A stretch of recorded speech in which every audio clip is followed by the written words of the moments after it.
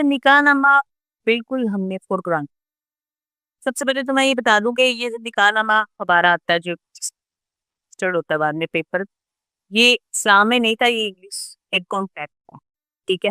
اور وہ English contract بھی یہ کانٹریکٹ بھی اس لیے لایا گیا کہ عورت کو اس کے اپنے حقوق کے عورتیں زیادہ سفر کرتی تو اس کو پتا ہو، تاکہ مرد کو بھی پتا ہو کہ اس کو یہ پینلٹیز یا یہ چیز جو ہے یہ دینی ہے یا نہیں دینی ہے. اسلام میں بھی ہے اور وہ بھی ادروائز. اچھا، اس میں سب سے پہلے تو گواہان ہوتے ہیں، وہ تو ہم لوگ بنا ہی دیتے ہیں، آ جاتے ہیں شادی. اس کے بعد سب سے پہلے جو آتا ہے وہ آتا ہے جی آپ کا حق مہر، جس کو واقعتاً فور گرانٹیڈ سمجھا آج تک. اب فور گرانٹیڈ کیا ہوتا ہے؟ شاید 10 لاکھ 20 لاکھ 30 لاکھ 40 لاکھ ایون مکان پلاٹ سب کچھ لکھ دیا جاتا ہے. اور اس وقت بلے بلے ہو جاتی ہے براتیوں کے سامنے باپ باپی لڑکی کے خوش کہ ہم نے 20 لاکھ لکھوایا ہے، ہم نے ایک پلاٹ بھی لکھوا لیا ہے، ایک مکان بھی لکھوا لیا ہے. لیکن وہ غیر موجل ہو.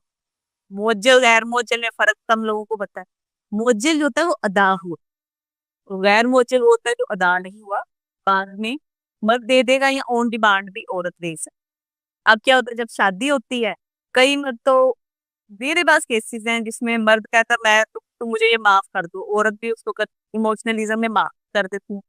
اور اس میں ایک اور چیز یہ کہ عورت کو یہ بھی نہیں پتا، جو لڑکیاں ہیں، کہ یہ جو حق میں لکھا ہے وہ کسی بھی ٹائم کلیم کر سکتے. یعنی کہ ضروری نہیں کہ لڑائی جھگڑا ہو تو وہ کہیں حق مہر اس کا اسلامی قانونی شرعی حق وہ کسی بھی ٹائم کلیم کر سکتے اور مانگ سکتی ہے. اس کے لیے اس کو شادی ختم کرنا، طلاق ہونا ضروری نہیں.